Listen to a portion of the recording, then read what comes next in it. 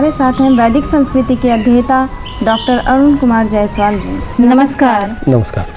श्रीमद् भगवद गीता के 11वें अध्याय का 31वां श्लोक। आख्याहि मे को भवानुग्र रूपो नमोस्तु ते देववर प्रसीद विज्ञातुमिच्छामि भवन्तमाद्यं न हि प्रजानामि तव प्रवृत्तिम्। मुझे बतलाइए कि आप उग्र रूप वाले कौन हैं। हे देवों में श्रेष्ठ, आपको नमस्कार हो। आप प्रसन्न होइए। आदि पुरुष आपको मैं विशेष रूप से जानना चाहता हूँ, क्योंकि मैं आपकी प्रवृत्ति को नहीं जानता। एक सवाल है कि अर्जुन अपने सखा भगवान कृष्ण को क्यों नहीं पहचान पाते हैं। वह क्यों कहते हैं कि आप कौन हैं। वह यह भी क्यों कहते हैं कि मैं आपके उद्देश्य और प्रवृत्ति को नहीं जानता। हमारा भी एक प्रश्न है कि मनुष्य को हमेशा मृत्यु का ध्यान क्यों रखना चाहिए। मृत्यु के देवता को जीवन से प्रेम कैसे है। क्या यही भारतीय दर्शन है। इस श्लोक में अर्जुन बहुत विनम्र भाव से कहते हैं, हे स्वामी आप कौन हैं। आपका उग्र रूप जो समस्त देवों को खा रहा है, मुझे डर लग रहा है। हे देवों में महान, आपको नमस्कार है। आप शांत और कृपालु हो जाइए। आपकी प्रवृत्ति को समझने में असमर्थ हूँ मैं। ये गतिविधियाँ मेरे समझ से बाहर है। अर्जुन इस श्लोक में एक त्रासदी, विकरालता, भयावहता, भयानकता, मृत्यु के रूप में, काल के रूप में भगवान को देख रहे हैं। तो भगवान हमेशा भक्तों को वरदायी रूप देखते हैं। वर देने वाले, सुख देने वाले, शांति देने वाले, कृपा करने वाले। स्वामी विवेकानंद ने लिखा है, जीवन के सत्य से अगर सुपरिचित होना चाहते हो तो मृत्यु का ध्यान करो। मृत्यु के विकराल तांडव का ध्यान करो। काली का ध्यान इसी का ध्यान है। काली शमशान में तांडव करती है। जो इनका ध्यान करता है वह जीवन के भयों को जीत लेता है। सभी भय निरर्थक हो जाते हैं जो जीवन के साथ मृत्यु का सामना करता है। जीवन और मृत्यु को एक धुरी समझता है, एक छोर समझता है, एक ही सिक्के के दो पहलू के रूप में देखता है। जो मान और अपमान को, सृजन और विनाश को एक ही रूप में देखता है, वह भयभीत नहीं होता है। विभूति योग वाले अध्याय में भी भगवान कहते हैं, रुद्रों में मैं शंकर हूँ। रुद्र का मतलब रौद्रता, भयावहता। मैं शिव स्वयं हूँ। एक तरफ शंकर प्रलय के विनाश के, नाश के, मृत्यु के संहार के देवता है।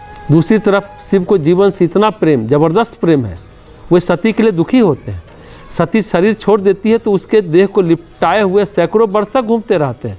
तो मृत्यु के देवता को जीवन से भी इतना प्रेम है। यही तो भारतीय दर्शन है। जीवन को जीवन और मृत्यु से जोड़ कर देखा है, जिसमें कि विसंगतियाँ, विवाद नहीं है, विरोधाभास नहीं है, जिसमें दोनों एक साथ देखा गया है। जीवन और मृत्यु विरोधाभास नहीं है, एक ही सत्य के दो रूप है। सृजन और विनाश विरोधाभासी नहीं है, एक ही सत्य के दो रूप है। मान और अपमान एक ही सत्य के दो रूप है। जो मान और अपमान को सहता है वही द्वंद्व के पार जा सकता है। पश्चिम दर्शन में ड्युअलिस्टिक है, द्वंद्व है, लेकिन भारतीय दर्शन में द्वंद्वातीत दर्शन है। द्वंद्व के अतीत चला जाता है, द्वंद्व के पार चला जाता है। जहाँ मान और अपमान समान हो जाते हैं, वहाँ जीवन और मृत्यु भी समान हो जाते हैं। भीष्म पितामह शरशैया पर पड़े हैं तो कहते हैं, हे केशव, हे जनार्दन, मैं शरशैया पर पड़ा हूँ, लेकिन ऐसा मुझे नहीं लगता।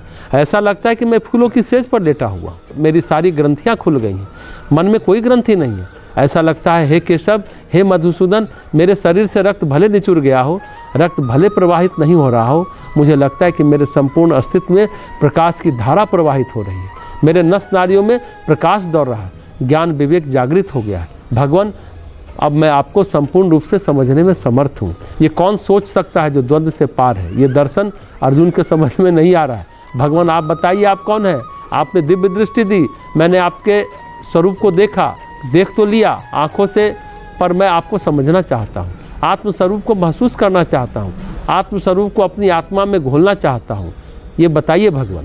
श्रीमद् भगवद गीता के 11वें अध्याय का 32वां श्लोक। श्री भगवानुवाच कालोऽस्मि लोकक्षय कृत प्रवृद्धो लोकान् समाहर्तुमिह प्रवृत्तः ऋतेऽपि त्वां न भविष्यन्ति सर्वे येव स्थिताः प्रत्यनीकेषु योधाः। श्री भगवान बोले, मैं लोगों का नाश करने वाला बढ़ा हुआ महाकाल हूँ।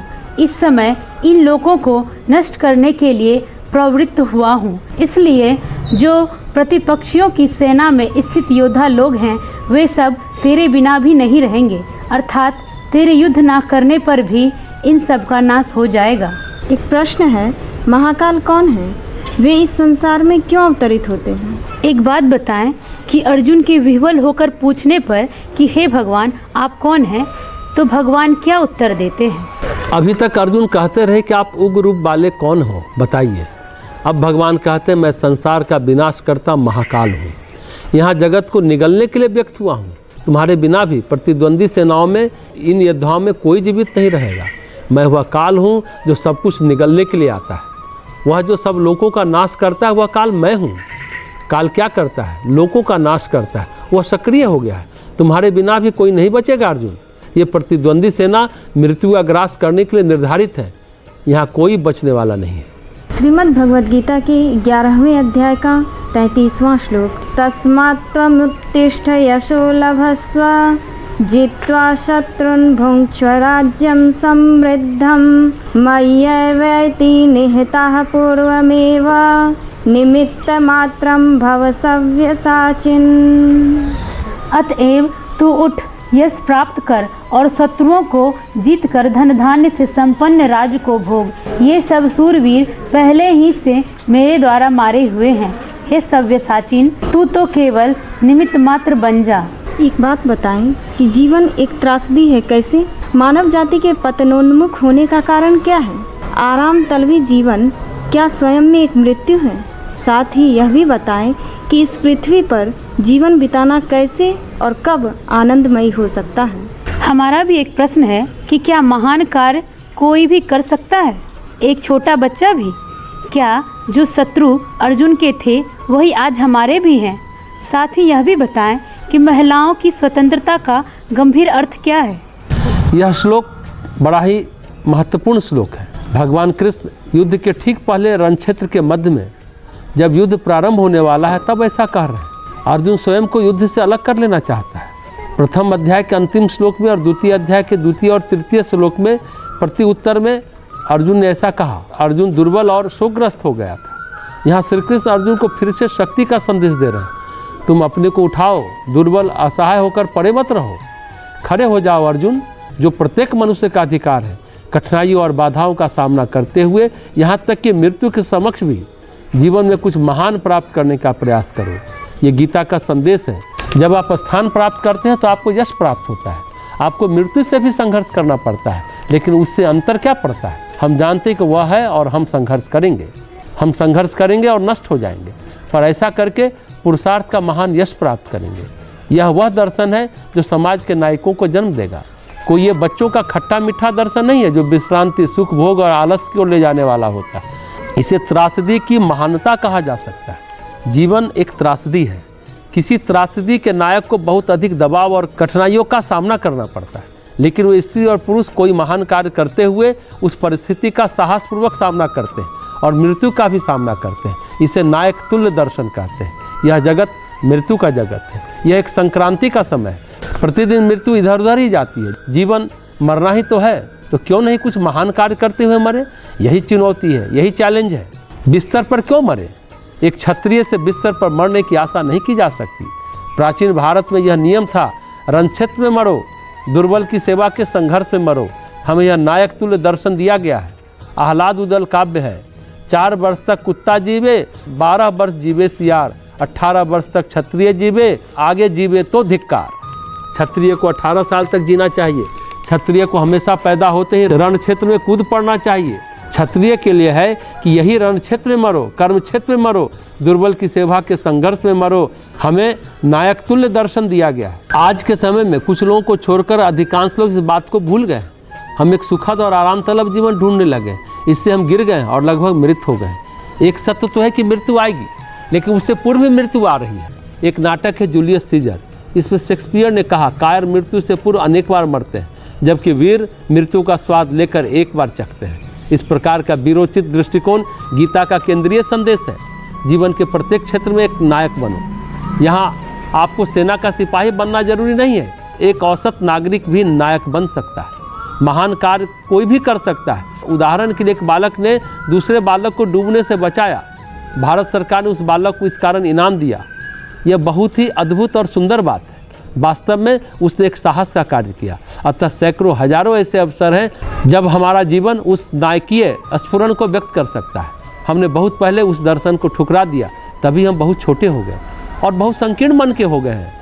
हमने केवल सुखद और आराम तलब जीवन चाहा, जिसने हमें नष्ट कर दिया। अतः मृत्यु हमारे समक्ष हजारों तरीके से आती है, पर अगर हम नायक हैं तो केवल एक बार ही आएगी। हम स्वयं मृत्यु से संघर्ष कर रहे हैं, इससे त्रासदी वाला नायक बनता है। ग्रीक त्रासदी इसी प्रकार के त्रस्त नायकों की बात करती है। महाभारत में भी अनेक त्रस्त नायक हैं। वे जानते हैं कि उनके लिए परिस्थितियां अशुभ होती जा रही हैं, लेकिन वे उसका सामना करेंगे। हम मर जाएंगे पर टूटेंगे नहीं, हम चिंता नहीं करेंगे, हम अपने आदर्शों पर दृढ़ रहेंगे। उनमें एक प्रकार का विचार था। एक महान नायक कर्ण था, जो जानता था कि वह पांडवों का भाई है, पर दुर्योधन द्वारा पालन किए जाने के कारण उसका निश्चय था कि वह उसके पक्ष में है। तभी उसने सोच रखा था, मैं सिर्फ दुर्योधन के पक्ष में लड़ूंगा और किसी के लिए नहीं। मैं मरने में संकोच नहीं करता। ऐसे अनेक अवसर आते हैं जब किसी को भी जो उसकी वास्तविक शक्ति है उसे प्रदर्शित करनी पड़ती है। एक अत्यंत साधारण जीवन, खान पान, बच्चे पैदा करना और फिर मर जाना, यह एक पशुतुल्य जीवन है। इसमें एक नायक तुल्य स्पर्श नहीं है। स्वामी विवेकानंद सदा इस बात पर बल दिया करते थे कि भारत को ऐसा ही एक नायक तुल्य दृष्टिकोण विकसित करना चाहिए। वे कहते थे, अपने देश को नायकों की जरूरत है, नायक बनिए, और कष्ट पाना इस नायक तुल्य दर्शन की समस्या नहीं है। हम कष्ट उठाने को तैयार हैं। एक सिपाही को प्रत्येक क्षण मृत्यु का सामना करना पड़ता है, और यही भावना हर नागरिक में आनी चाहिए। यह केवल एक सिपाही के लिए ही नहीं है। इस प्रकार हम एक राष्ट्र के रूप में महानता प्राप्त करते हैं। आरामदायक जीवन जीना किसी भी राष्ट्र को महान नहीं बनाता। अतः भगवान श्री कृष्ण के शब्दों को आज के संदर्भ में भी देखा जाए, इसका अर्थ यही होगा, तुम सब भारत के नागरिक हो, उठो, वह पुरुषार्थ विकसित करो जो मानवता की कीर्ति है। उस पुरुषार्थ के बिना कोई गरिमा नहीं है। हमारा जीवन छोटे जानवरों जैसा हो जाएगा। जैसे कि भेड़ सभी समय मिमियाती है, हमें उसकी आवश्यकता नहीं है। हमें वह सिंह चाहिए जो दहाड़ता है, समझ शक्ति से परिपूर्ण, वह एक शेर का अनुभव कर सकता है। यह कैसे किया जाए? अपने शत्रुओं को पराजित करो। अर्जुन के शत्रु कौरव थे, हमारे शत्रु भिन्न हैं। हमारे शत्रु हैं निर्धनता, पिछड़ापन, समाज के अन्याय, विषमता, ये हमारे शत्रु हैं, उनसे लड़ो। प्रत्येक नागरिकों को उठ खड़ा होना चाहिए, उनका सामना करना चाहिए और फिर उन्हें उसमें जीतना चाहिए। फिर हमारे समृद्ध देश में जीवन का आनंद उठाना चाहिए। यदि हम निर्धनता, पिछड़ापन और स्वास्थ्यकर परिस्थितियों को जीत लेते हैं, यदि हमारे देहात सुदूर और स्वच्छ हो जाते हैं और हम आर्थिक रूप से स्वस्थ हो जाते हैं, तो इस तरह के समाज में रहना कितना आनंददायी होगा। सभी झुग्गी झोपड़ियाँ चली गई, उनमें रहने वाले को पुनर्स्थापित किया गया। उनके पास करने के लिए काम है। यदि हम हमारे समृद्ध प्रयास से इस प्रकार का विकास कर सकते हैं, तो इस पृथ्वी पर जीवन बिताना कितना आनंददायी होगा, इसकी हम कल्पना कर सकते हैं। अपने समृद्ध देश का आनंद उठाएं। इसे कहते हैं पृथ्वी पर प्रसन्न गौरवमय मानव जीवन। स्वर्ग के जीवन से यह बहुत श्रेष्ठकर होगा। गीता में बार बार श्री कृष्ण भगवान कहते हैं, मैं पहले ही इन शत्रुओं का नाश कर चुका हूँ। राष्ट्र के शत्रु का नाश होगा, भारत आधुनिक में महान बनेगा, यह समय की पुकार है।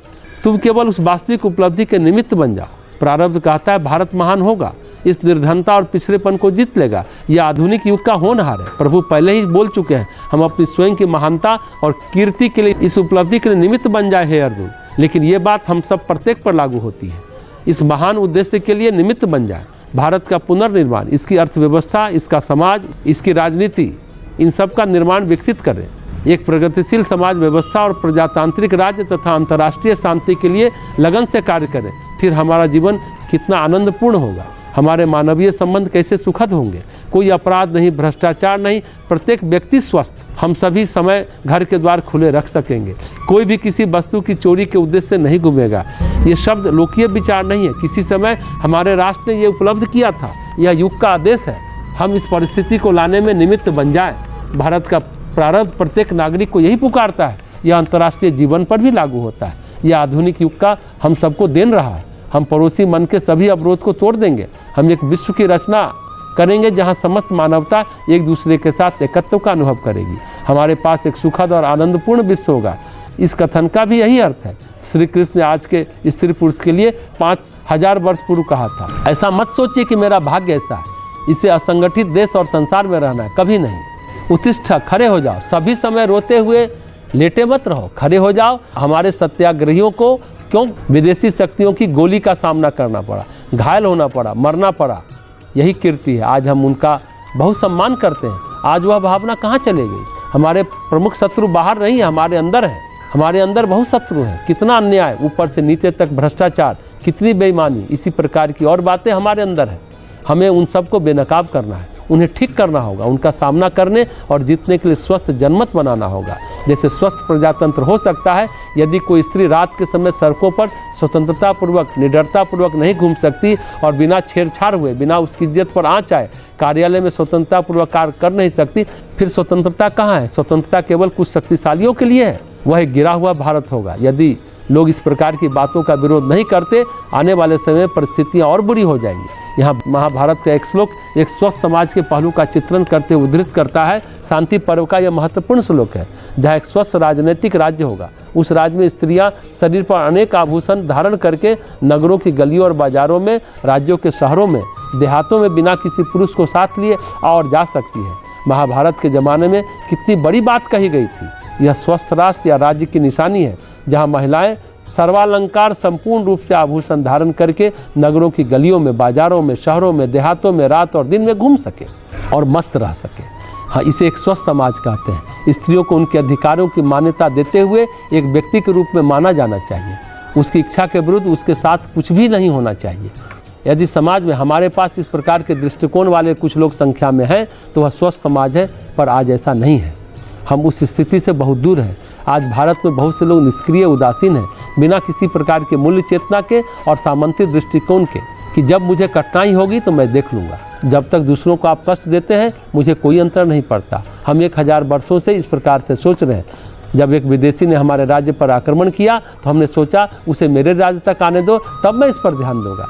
विदेशी आक्रमण को बाहर निकालने के लिए हम एकजुट नहीं हो पाए। हमने कभी ऐसा नहीं किया। 1-2 अवसर पर छोटे मोटे प्रयास हुए, लेकिन वे प्रयास फिर दुर्बल हो गए। अतः इस प्रकार का दृष्टिकोण विनाशकारी है। हम पहले ही बहुत कष्ट पा चुके हैं। आज एक जागृत प्रजातांत्रिक राजनीतिक चेतना है। यदि कोई अन्याय होता है तो हमें तुरंत एकजुट होना चाहिए और उसके विरोध में खड़े हो जाना चाहिए।